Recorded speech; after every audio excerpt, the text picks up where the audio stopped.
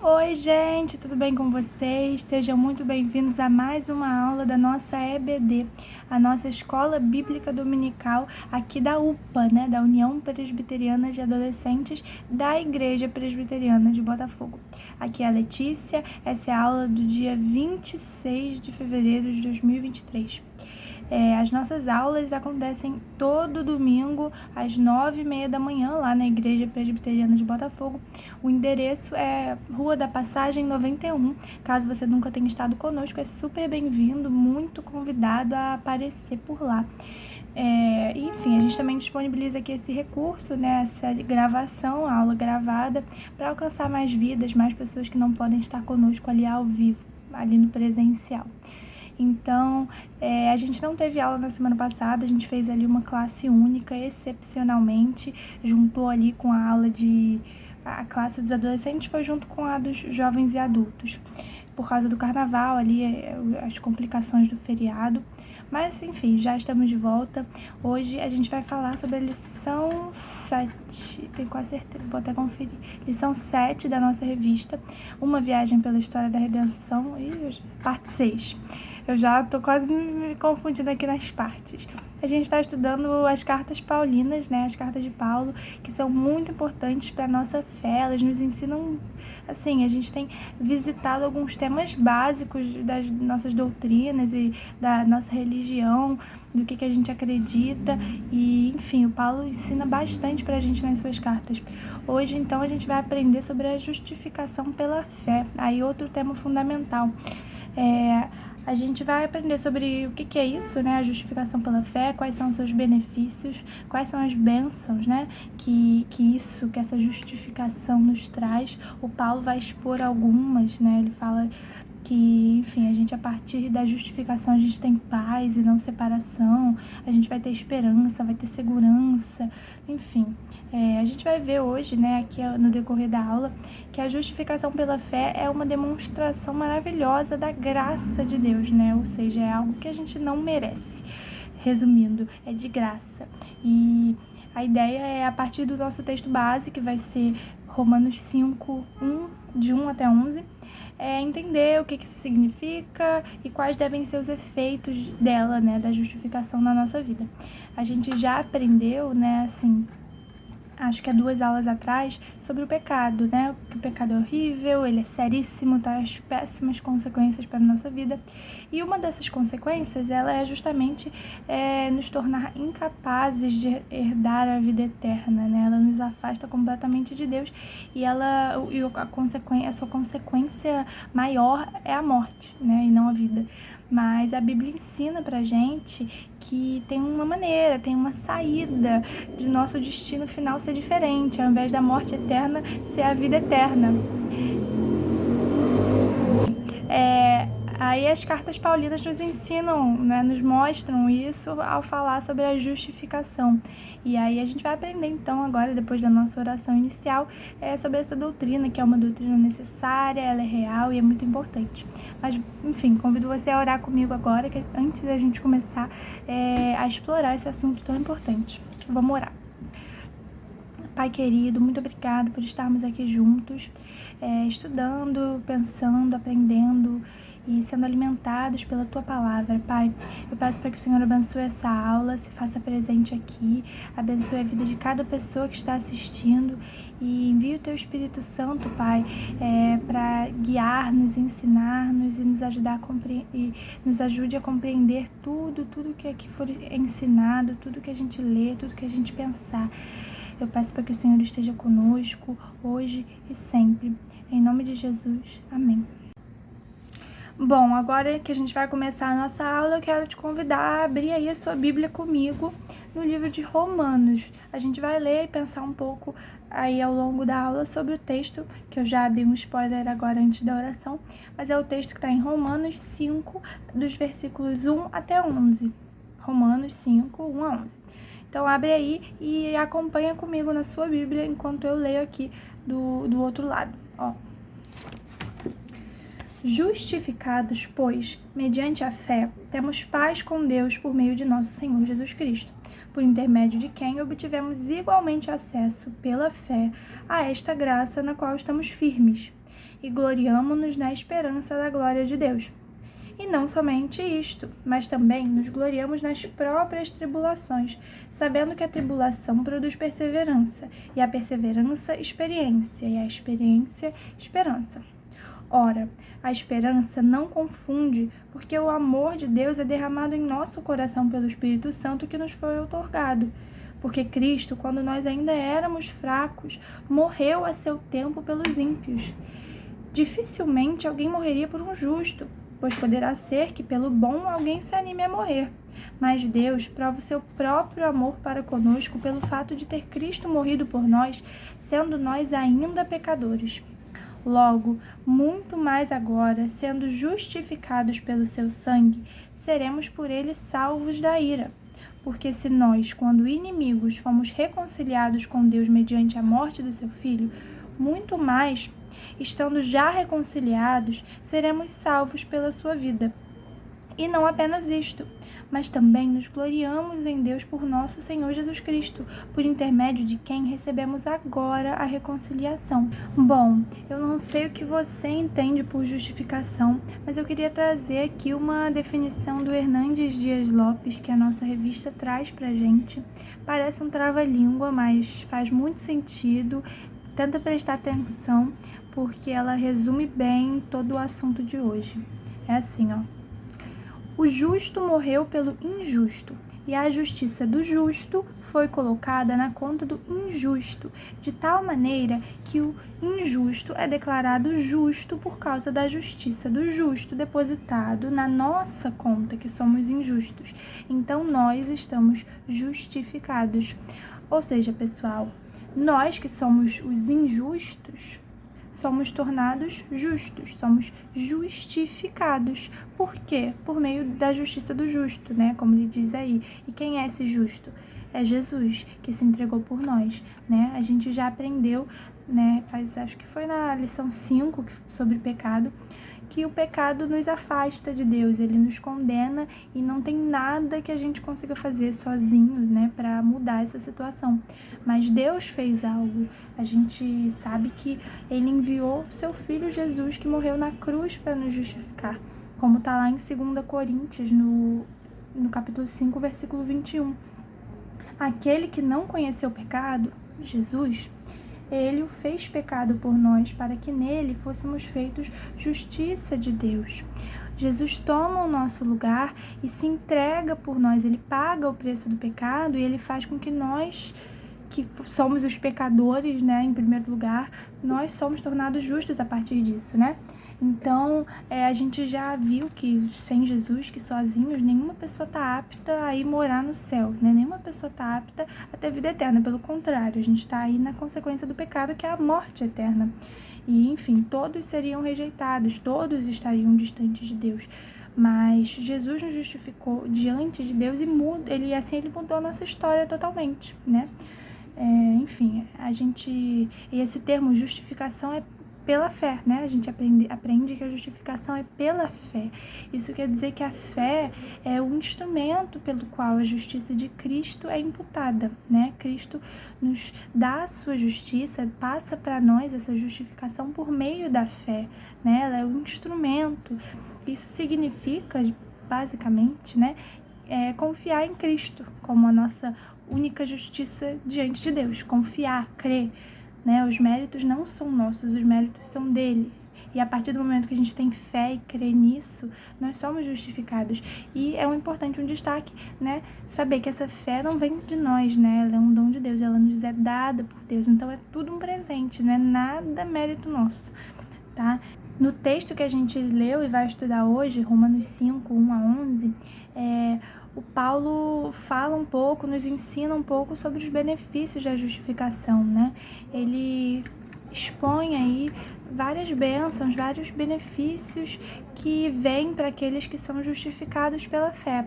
sabe? Ele vai falar, por exemplo, como a gente leu, que a gente encontra paz, que a gente vai receber esperança da glória, né? Que ao invés de sofrer sob o juízo, a gente vai se gloriar na tribulação, né? Que ao invés do medo da incerteza, teremos a segurança do amor de Deus, motivos para nos alegrar nele. Tudo isso são efeitos da justificação na nossa vida, né? E o primeiro desses benefícios é a paz com Deus, tá? Aí logo no início, no primeiro versículo que a gente leu, confere aí. Diz assim, né? Justificados, pois, mediante a fé, temos paz com Deus por meio de nosso Senhor Jesus Cristo. E isso é fruto da reconciliação, né? Isso é o estabelecimento da paz entre nós e Deus, que Jesus conquista, né? O nosso pecado, como a gente viu, né? Ele acendeu a ira de Deus, mas Cristo aplacou essa ira, acabou com essa ira, amenizou essa ira, porque ele levou sobre si essa ira, né? Então, ele restaurou o favor do Pai na vida do seu povo. E como tá lá, e aí o que acontece é justamente o que tá lá, o que ele registra também, explica lá em Efésios, no capítulo 2, no versículo 13. Ele diz que agora, em Cristo Jesus, vós que antes estáveis longe, fostes aproximados pelo sangue de Cristo. Então, a partir de agora, com essa paz estabelecida, nós temos acesso à presença de Deus. Nós podemos estar perto de Deus. Antes a gente estava longe, agora nós fomos aproximados pelo sangue de Cristo.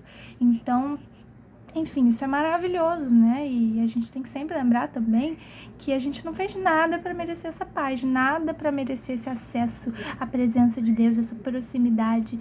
Não merecemos nada, a gente não fez nada para merecer. E como a gente não merece, é imerecido, é graça, né? Por isso que a gente diz que é fruto, a justificação, os seus benefícios, é tudo fruto da graça de Deus, porque a gente não fez nada para merecer isso, foi tudo Deus, tudo Jesus. Então, isso é o que ele fala, né? O Paulo cita isso no versículo 1, que a gente releu agora, no versículo 2 ele fala, né? Por intermédio do Senhor Jesus Cristo, nós obtivemos acesso pela fé a esta graça, né? Nós obtivemos acesso a uma graça. A graça vem de Deus, a gente não merece, né? A graça na qual estamos firmes. E nós nos gloriamos na esperança da glória de Deus. Então ele também afirma, ele também cita aqui que nós temos esperança, porque a glória de Deus indica a salvação maravilhosa para aqueles que confiam nele, que põem a sua confiança nele. Então é por isso que a gente se regozija grandemente, por isso que a gente se gloria, gloriamo-nos. Essa palavra, né, assim que nós gloriar, nós nos gloriamos, aparece 3 vezes nesse texto que a gente está estudando aqui. Então é algo muito importante, a gente se gloria, a gente se alegra muito nesse fato, né, na glória de Deus. A gente tem esperança nisso. Mas, prosseguindo aí com a leitura do texto, agora nos versículos 3 e 4, a gente vai ver que essa alegria, né, nós nos alegramos, nos gloriamos, não somente nas coisas boas, né? Não apenas no que é de bom, mas também nas tribulações. As tribulações são os problemas, são as coisas difíceis, são as dificuldades, são as coisas que não são tão boas assim, que acontecem muito na nossa vida. E o Paulo vai falar aí que nós não nos gloriamos na esperança da glória de Deus apenas, né? Ele vai continuar falando, né? E não somente isso, não é só isso, né? Nós também nos gloriamos nas próprias tribulações. Ele fala aí no versículo 3. Sabendo que a tribulação produz perseverança, perseverança, experiência, experiência, esperança. Como isso, né? Como é possível sair algo de bom do que é ruim, do que é difícil? É bem isso que Paulo está nos ensinando aqui. Acaba que nos momentos difíceis, a gente reconhece a nossa fraqueza, a gente engrandece o poder de Deus. Deus está sempre pronto a nos socorrer quando a gente busca socorro nele, né? Então, esse socorro é suficiente pra gente. É por isso que a fé é fortalecida na dificuldade. Nós somos fortalecidos e moldados e transformados aí na dificuldade. Então a tribulação produz perseverança, a tribulação produz força para suportar, força para ser constante, né? Constância, para persistir, para continuar, né? A tribulação produz tudo isso. E essa é uma virtude concedida pelo Espírito Santo, então a gente tem que colocar ela em prática. E a perseverança produz experiência, é o que ele continua, né? Experiência é o que a gente consegue quando a gente é testado, é aprovado. Então, a experiência confirma a nossa confiança em Deus. E assim a gente acaba voltando para a esperança, né? Porque ele termina dizendo que a experiência produz esperança. E aí no versículo 5 ele vai continuar falando sobre a esperança, né? A gente sabe que existem pessoas sem esperança, existem pessoas que possuem esperança em coisas ilusórias ou enganosas ou confusas, que é a palavra aí que ele vai dizer, mas os que foram justificados pela fé, já foram reconciliados com Deus, né, nutrem o tipo de esperança que não traz frustração, o tipo de esperança que ele diz aqui que não confunde, porque ela é uma esperança fundamentada no amor redentor de Deus, né, ele fala aí no versículo 5 que essa esperança que a gente recebe, ela não confunde, porque o amor de Deus é derramado em nosso coração, então a nossa esperança vem do amor de Deus derramado no nosso coração, do Espírito Santo que nos foi outorgado, que nos foi dado. E que amor é esse, né, derramado no nosso coração, sobre o qual está afirmada a nossa esperança?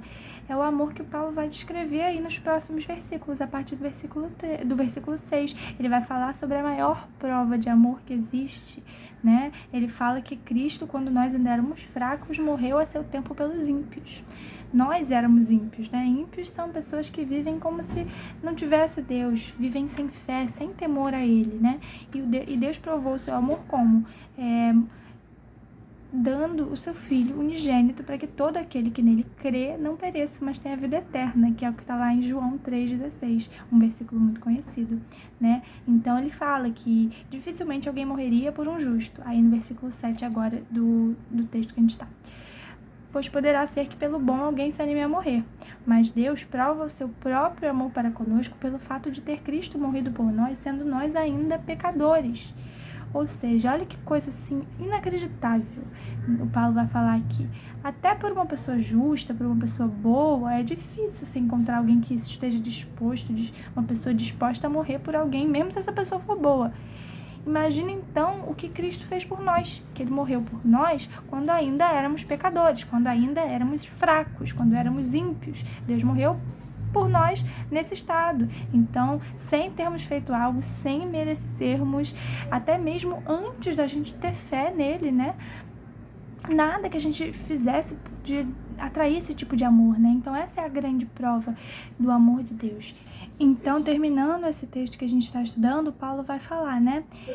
Muito mais agora, né? Logo, muito mais agora, sendo justificados pelo seu sangue, seremos por ele salvos da ira. Ou seja, né? Nós não seremos frustrados nessa esperança que a gente tem a partir da justificação. Ela é uma esperança que tem fundamento, porque Deus nos ama tão profundamente em Cristo, o seu Filho morreu por nós quando ainda éramos pecadores, né? Nós fomos justificados por meio dessa morte de Cristo, então agora, né, muito mais agora, seremos salvos de qualquer derramamento futuro da ira de Deus. Então a gente está super bem agora, né? A gente está salvo, a gente está justificado, a gente está protegido pela graça de Deus, pelo sacrifício de Jesus. Então, por essa graça que a gente alcança uma condição de retidão, né? Nós nos tornamos retos, certos, justos, né? Em relação à santa lei de Deus. Nós somos justificados em relação a essa lei que não nos condena mais. Ela nos condenava quando a gente estava em pecado, sem Cristo, né? Sem Cristo a gente jamais conseguiria estar retos em relação à lei. Mas agora nós fomos justificados. E a verdade não é apenas essa, né? Ele termina aí. O que se acrescenta é que por meio de Cristo nós recebemos também, né, além de estarmos retos e justos, nós recebemos a reconciliação com Deus, né? Cristo nos transformou de inimigos em amigos, que é o que ele fala aí, né? De quando inimigos fomos reconciliados mediante a morte de seu Filho, muito mais, estando já reconciliados, seremos salvos pela sua vida. Aí no versículo 10. Então, são muitos motivos para a gente se alegrar, né? São muitas bênçãos que a gente pode contar aí, que nos vem pela justificação, pela fé, né? A gente tem então a paz, a firmeza na graça, a esperança na glória de Deus, sentido, esperança, né? A partir das provações, das tribulações, né? A gente tem compreensão da grandeza do amor de Deus, da sua enorme prova de amor. E, enfim, tudo que ele nos garante é quanta coisa, né? Tanta coisa. Tudo isso decorre da justificação por meio da fé em Cristo. É isso, né? Olhando para a justificação, vendo o que o amor de Deus faz por nós, a gente precisa espalhar essa história, né? Outras pessoas precisam ouvir sobre isso e conhecer e viver isso, né? A gente precisa contar essas bênçãos. Então, enfim, vamos orar terminando a nossa aula e nessa oração pedir para que Deus nos dê ousadia para compartilhar a boa nova, né? Enfim, vamos orar agora que a nossa aula chegou ao fim e terminar. Senhor, muito obrigada por essa aula, muito obrigada pelo que estudamos hoje, que é tão maravilhoso, Pai, a justificação que o Senhor nos concede pela fé, por meio do sacrifício de Jesus. Eu agradeço, Pai, porque nós agora não só podemos ser justos e retos, considerados aí diante de Ti e da Tua lei, mas também reconciliados, Pai. A gente pode ter paz contigo agora.